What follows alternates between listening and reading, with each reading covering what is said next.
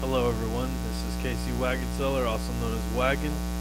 Be sure to check out Wagon Industries, WAGEN Industries.com.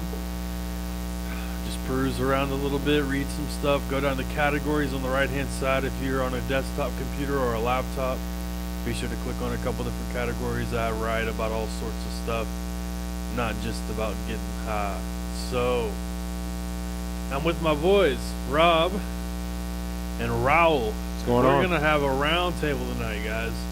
We are going straight news. This is the news, guys. We're bringing you the news down here in Dallas-Fort Worth, Texas. Hashtag Texas.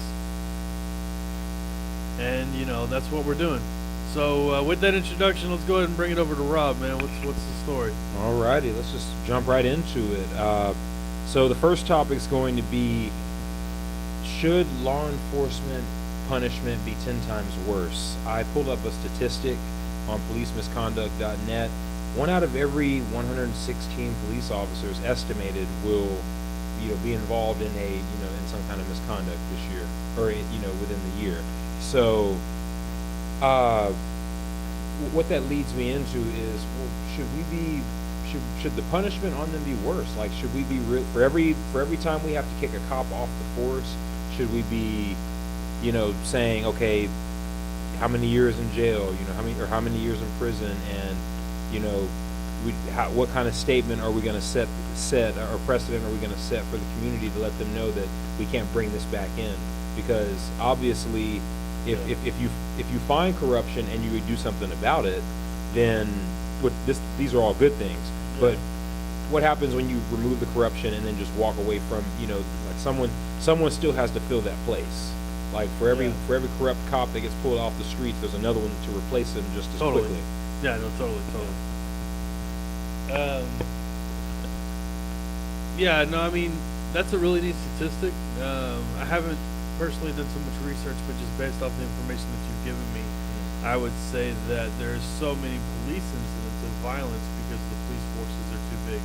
If we made them a lot smaller, we made our government a lot smaller, then there would be a lot less incidents. And for the cops that do commit serious crimes and do break the trust of the community, break the trust of their fellow brother in arms, then they can be sent to prisons. We have plenty of prisons, private prison systems. We can clear them out of nonviolent drug offenders of all kinds, not just cannabis, and put those guys in there and make some facilities just for cops. Well, wait a minute.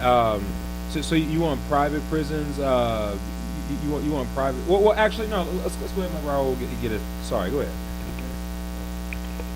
I think they should be held to a higher standard than most people because they're there to protect us, and in the case that they do become they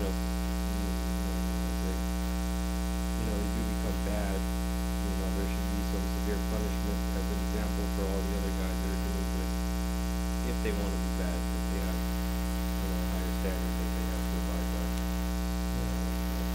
Well, the only thing I wanted to point out is like, well, you mentioned private prisons, so like, how are we? You realize these are government officials. Sending government officials to private prisons is one of the most unlikely things, in my opinion, to happen to solve the problem. I mean, like if we're shooting straight here, like what I'm, I guess, kind of driving at is, for every time we have an incident where a citizen has been wrongfully assaulted or worse, possibly killed, then I'll pull from the most recent example with the incident with Terrence Crutcher.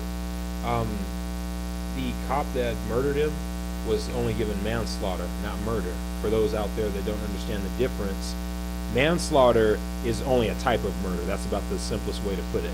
Murder in itself, in general, will get you life in prison or death penalty or something like that. Manslaughter is ultimately a determination of what kind of murder you did, and I guess how gruesome it was. I don't really want to. It's a lesser sentence for sure. Manslaughter is like you don't get life for manslaughter. It's basically, not premeditated. It's like you serve like a year and you get out. you know, it might be a felony. If it is, there's like ways to get it removed off your record, that kind of stuff. You don't have to register as a sex offender or anything crazy like that. It's just one of those things. But yeah, no, it's yeah, there's a lot of things to be said about all that stuff, for sure. What are your thoughts, Rall?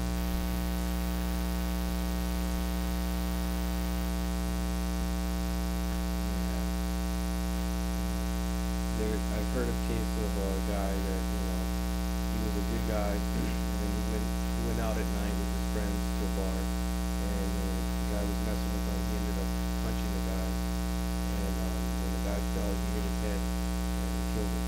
And he had, family and everything, and he was going out one night. Well, he did 6 years in jail, for something that was an accident.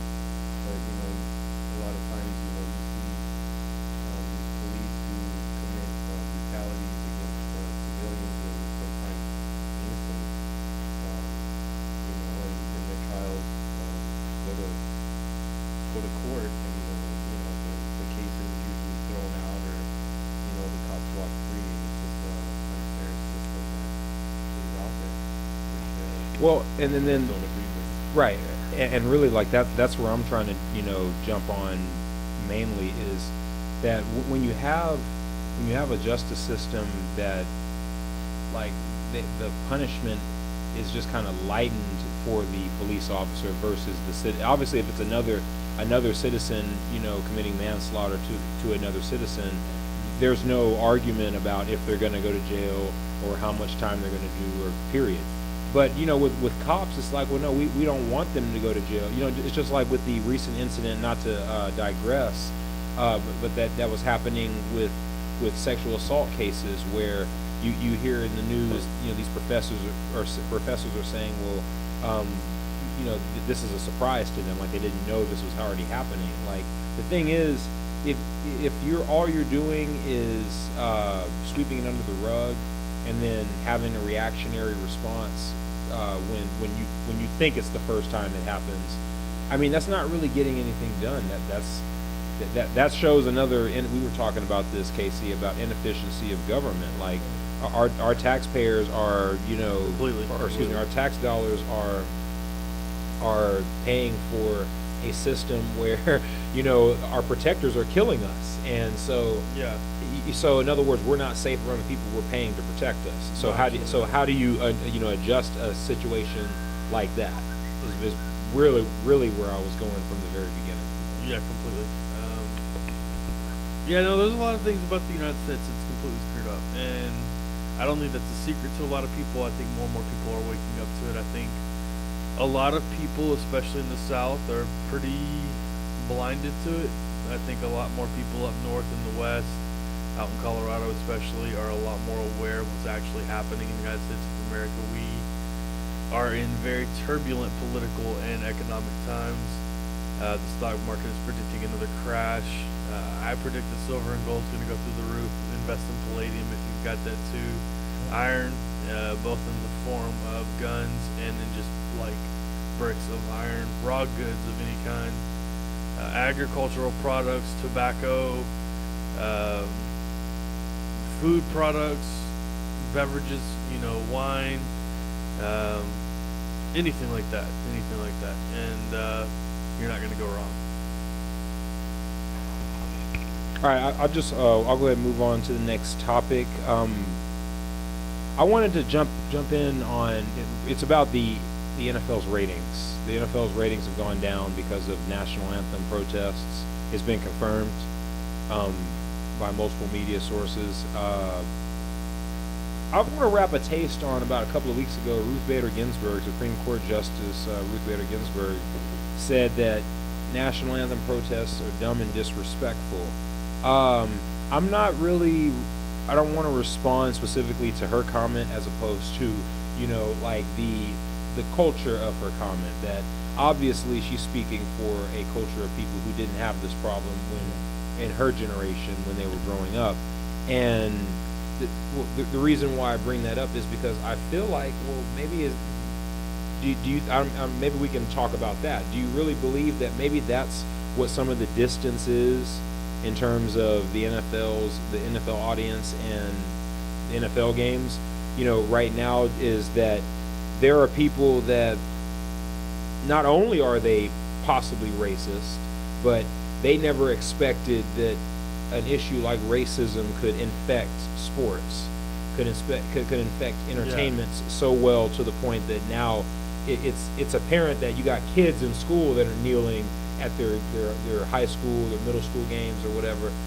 Just the thing is, what is the disconnect with the people who choose not to watch is what I'm getting at. Well, as a person who doesn't really watch sports, I mean, the only sports I watch would be, okay, I think that might have been my phone. Would be like extreme sports, like skateboarding, snowboarding, motocross, that kind of stuff. Hunting, I love hunting. That's not really an extreme sport, but it's like an outdoor. It's a sport. Golf is pretty cool. I've seen golf live. Golf on TV is boring, but when you watch it live, if you stand behind the drivers, whenever they're driving the ball like makes this loud whistling sound, like, and it just disappears out of sight. I mean, they make contact and you hear whack, and it makes that zipping sound, and it's just gone. You're just like, where did it go? And it went like 500 yards down the range. So it's crazy, man. So NFL national anthem protest. No, my bad. Oh, man. I had a This is why we have. I need to tell people this is why we got 2 mics now. I had to buy a mic splitter to make sure we have 2 mics now for our round table. Good investment. So that we can stay on topic a little bit better. Exactly. Make every minute count. So, yeah, I think these guys protesting at the national anthem makes a powerful statement, and I think they have the right platform, especially because people can identify with the color of their skin, with their sport that they play. So they may be Asian, or they may be African American, or they may be, some other, white. They may be some other ethnicity, but because they play basketball, little kids and even adults of all cultures and backgrounds and ethnicities can look up to that individual and be like, wow, that is a very forward-thinking, a very innovative individual. So when we bring Ruth Bader Ginsburg into that discussion, then what? Her comments were dumb and disrespectful for the national anthem. My angle, my background is that it's the First Amendment gives us the right to do this. So it's never dumb and disrespectful to utilize your constitutional rights, and for someone at the highest level of law, yes, of our government, totally, saying that it is. Well, it makes me wonder or trivialize. Well, how many people in our government, and maybe worse, how many people that are voters are actually feeling like this is not a topic worth even addressing. That's why ignoring the NFL is better than actually discussing the topics that led to these protests. Yeah, I mean, the First Amendment right, in combination with effective law practices, is what's going to win this war, including jury nullification. If we can educate enough people on jury nullification, then people can go into courtrooms and jury duties, and whenever they're like, hey, we want to bust this 30-year-old veteran for having 6 plants on his 3rd-acre property and living off, be consuming half of it and then selling half of it to his friends at a fair price, who are also veterans who suffer from various mental and physical disorders, and they're gonna go, nah. Rall, you want to help us out a little bit? Yeah, I think the cannabis industry is just too much for the interests of the government, as far as the tobacco companies and the alcohol companies, because they're all owned by one central person or entity, and all that they're doing is depressing the cannabis, because which is much more of a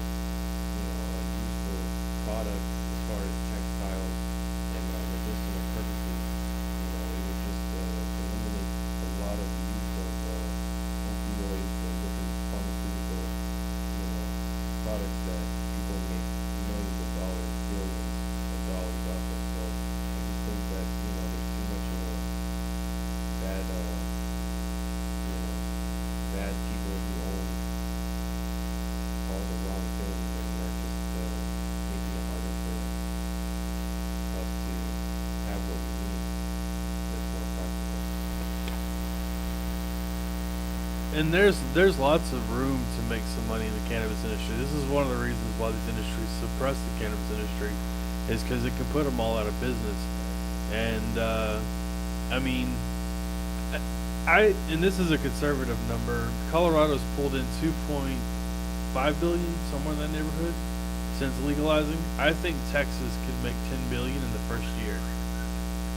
There are people here who are sitting upon acres upon acres upon acres upon acres of land, and they're like, yeah, we're ready to do this. And so Texas is about to open up. I really think so. I think one of our biggest obstacles is the media, religion, and then the religious culture, I should say, and then Greg Abbott. If we could get Greg Abbott out of office, I think, or Gary Johnson into the presidency, Well, I think it would change overnight. well, before we jump on to our next topic, which it sounds like we're on, let me grab a taste on the NFL protests. Overall, I think that there's a hidden element, in my opinion, there's a hidden element of or subtlety of disposition, you know, with most of the, I guess, so-called, you know, sports fans that stopped watching the NFL because of the national anthem protests. I'll just say this: it's not wrong to not want people to protest the national anthem, I guess, depending on what perspective you're coming from on it. But why ignore the reason that the protests came into play is where I'm going with it. And I'll just leave it at, if we're ever willing to talk about, you know, have a discussion about classism and racism and whatnot, like, I think that's ultimately the first door, or the first level to, you know, to creating some kind of healing, some kind of, you know, peace within these. Like you notice in the NBA now, both teams are holding hands, and you also have some NFL teams that have held hands, joined hands, and whatnot. You know, there are certain levels of peace that are going on in kind of, and everything isn't just about we're just going to kneel during the national anthem. But again, calling it dumb and disrespectful, I think, is out of line. But Yeah. at the end of the day, Yeah. free speech is free speech, right? Totally. I mean, But I think- I wanted to just grab a taste on that and kind of keep Yeah. us moving forward with the Go topic for on it. marijuana. go for Texas, it. Texas, like you guys were on fire for Legalize. marijuana, of course. Go ahead, let's talk about drug use. Well, I think there's all kinds of drugs, and I just think some drugs are legal and some drugs are illegal. I mean, caffeine's a drug, Adderall's a drug, soda's a drug, sugar's a drug, Motrin's a drug, Tylenol's a drug, NyQuil's a drug. NyQuil actually has a chemical in it, or an ingredient in it, called dextromethorphan hydromide. You should look it up. I'll repeat, dextromethorphan hydromide. It's molecularly a cousin of the cannabis plant. So whenever you take NyQuil, you're literally taking a cannabis synthetic. Whenever back in the day they would have put chloroform and cannabis indica into a concoction similar to NyQuil, people would drink that and they'd knock out. Now Coca-Cola, same story. Coca-Cola used to have cocaine in it, which when taken Hence in the small name. doses, which when taken in small doses makes people alert, makes people chatty, makes people social. It fights depression. It fights all these things. And every drug, every illegal drug, LSD, mushrooms, they all have medicinal benefits. And more research is being dumped into it. And more doctors and more scientists are coming forward and saying, guys that come home from war, or people that have been exposed to incidents like rape or murder or assault or being held at gunpoint or being held hostage or being in a bad car accident, they could benefit from some of these what used to be long used therapeutic practices. And Let me play devil's advocate for a second. go though. for it.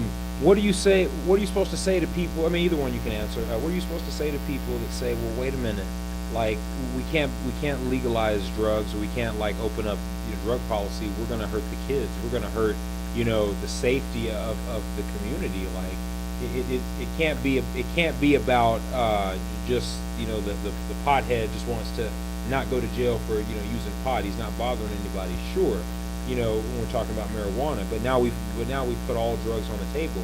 We're talking about cocaine, heroin, meth.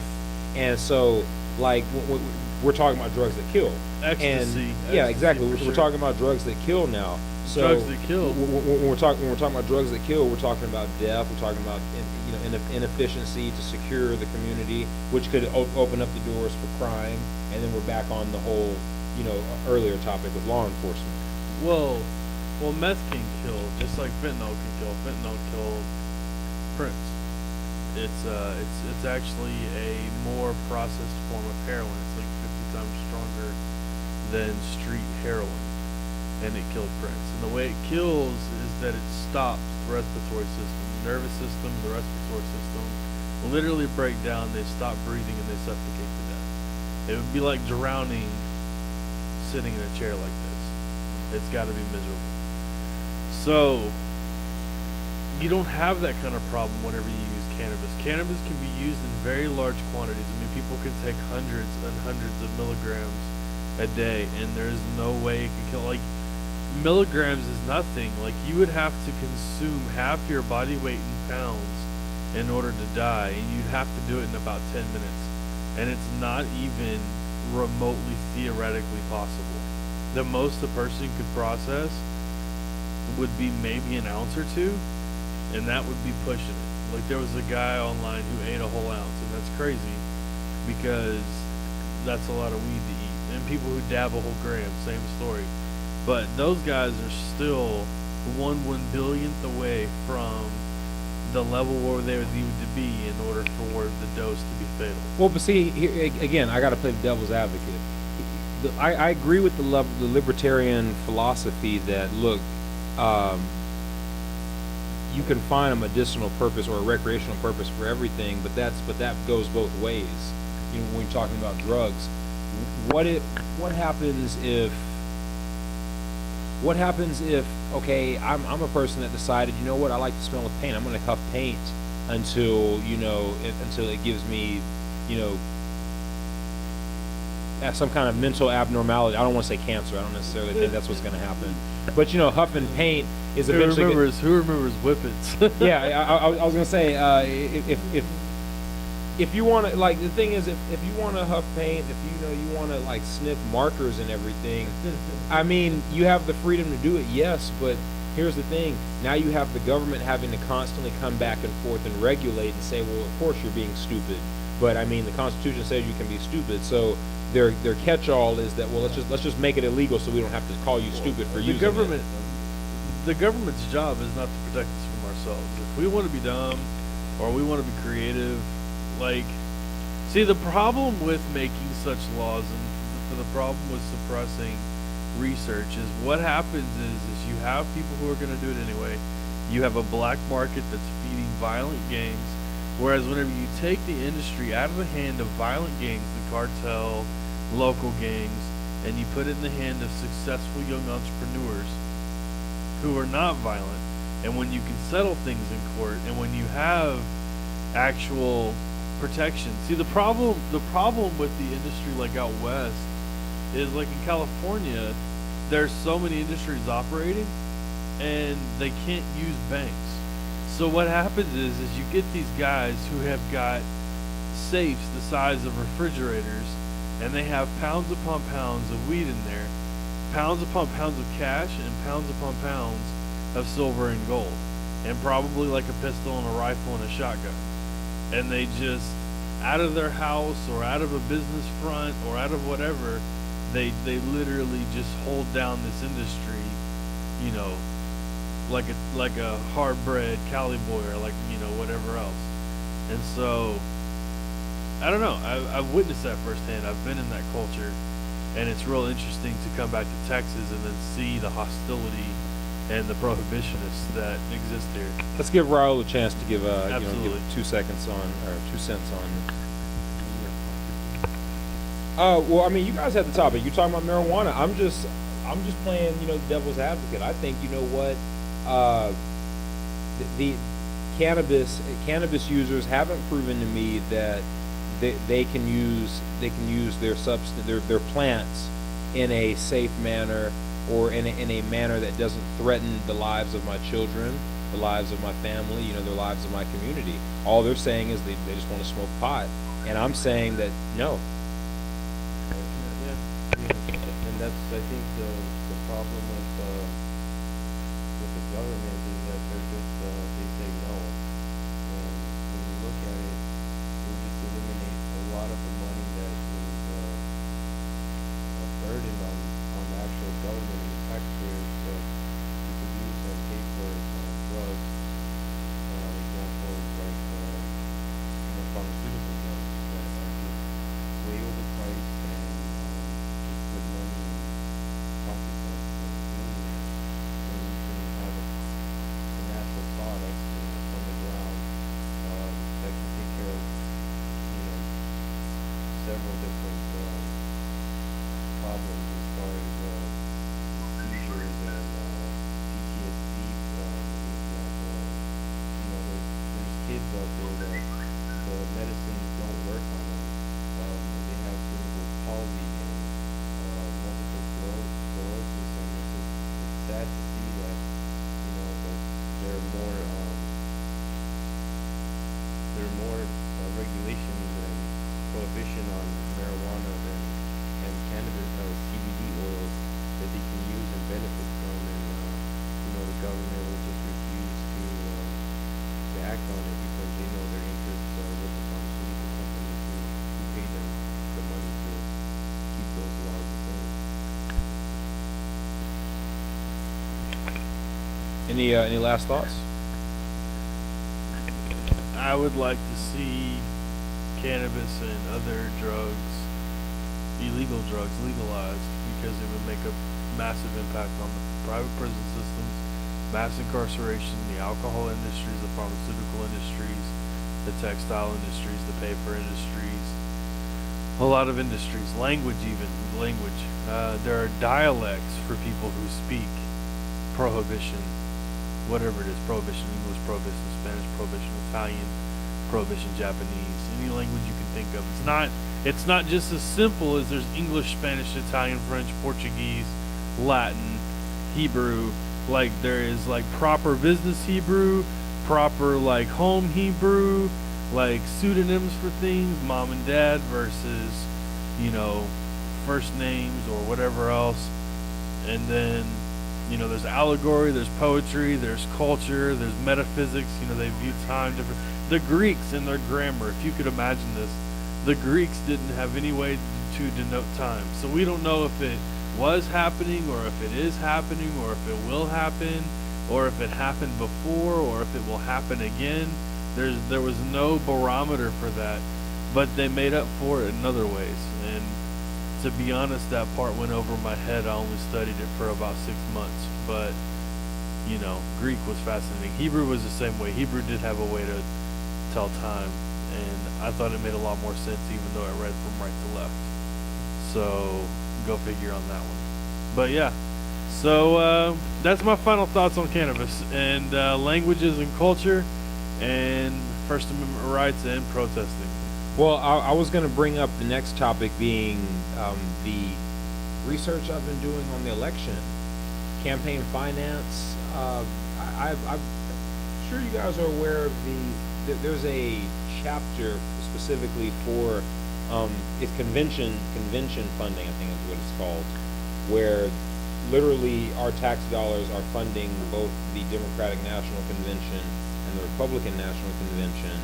And my reasoning for bringing this up is, so in other words, it doesn't matter if you're a Democrat, Republican, Independent, Libertarian, Socialist, Green Party, whatever, as long as you pay taxes in America, you're supporting the two-party system, even if you disagree with it. Exactly. And I think our tax dollars should be spent to support other parties. I would like to see a third party introduced, even in the next, we've already started early voting. It's not too late for the Republican Party, Gary Johnson and Jill Stein, to get together and to organize a debate, and whoever else, Castle I don't think wants to Jill debate. Stein and Gary Johnson would work well together. I think they would, and then, they can either be nominated under their own party, and we can have multiple parties, right off the bat, or we can consolidate it down to a libertarian platform, pick a primary, and then have all three of those on the ballot, which is already what Gary Johnson is doing, which is really fascinating, and I think he's actually got a chance. All he's got to do is take New Mexico. If he takes New Mexico, it defaults to the House, which does not like Trump one bit, a Republican majority House. Why is it like that's the thing? That's what I don't get. Why is it libertarians are so connected to a technicality playing out in Gary Johnson's favor when nothing in history has said that's going to happen? Well, because it would be a first time in history. Like, that's the point. Like, you think getting a woman elected, which horrible choice of woman, by the way, other than Jill Stein, I could support her.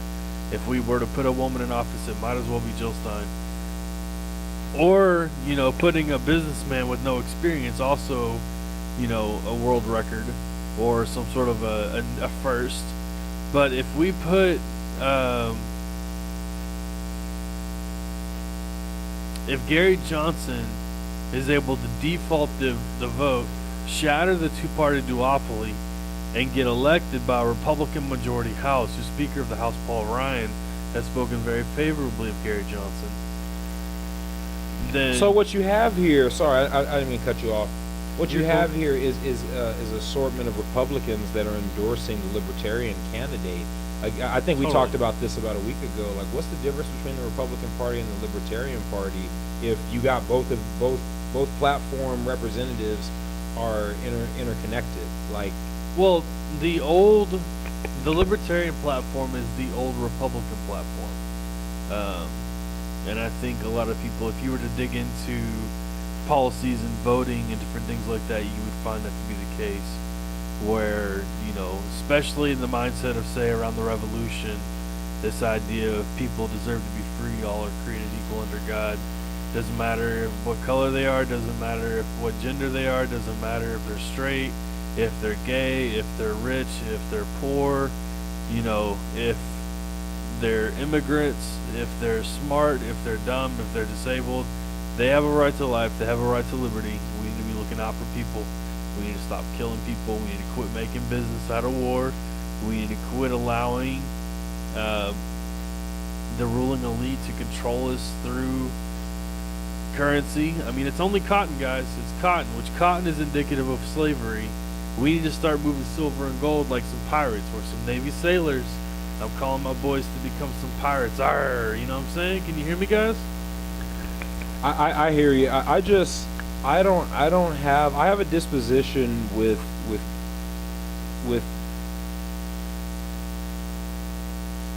I guess the libertarian philosophy when it comes to Gary Johnson. I don't think he's a bad candidate. I really have very little. I mean, honestly, the general election has fallen so far down on the priority list for me because the primary candidates are not like there's no reason for me, in my opinion, to take them seriously. You have on the left a candidate that has been, that's already really been in office. Let's just look at it that way. And she exposed the inefficiency of the American justice system by showing that the FBI can prosecute her for a crime and she can get off with nothing wrong. And then like Trump's just a mess. But the thing is, here's my take on Trump. I think he's embodying what the Republican platform really is.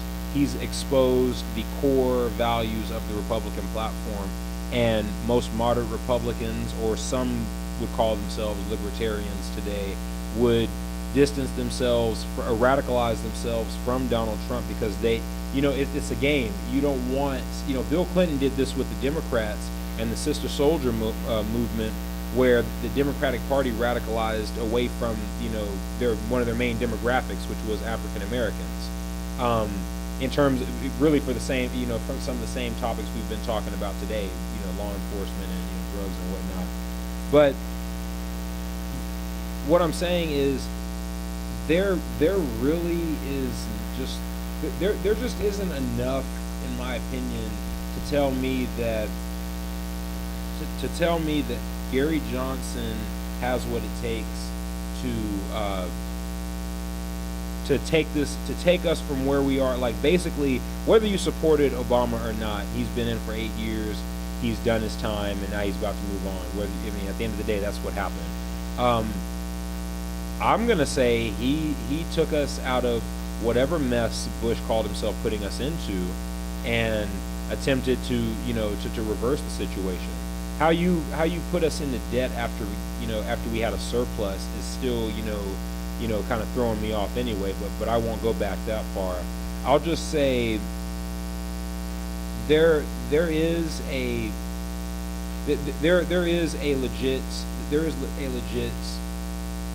case behind supporting Gary Johnson. My thing is, he keeps I listen to his supporters talk about, oh yeah, immigration, oh yeah, marijuana, oh yeah, government reform. But I don't hear them speaking up on some of the issues we're talking about, like with law enforcement getting a harsher punishment, with, where are the libertarians, those among us today, but where are the libertarians on the national anthem protests? Where are they on the fact that some of the highest outrage in terms of response to the national anthem protest is just people not watching the NFL? And it's like, well, the whole purpose of the protest was to get people to talk about this. They're not talking, they're ignoring. So then how it all is okay, we've seen it.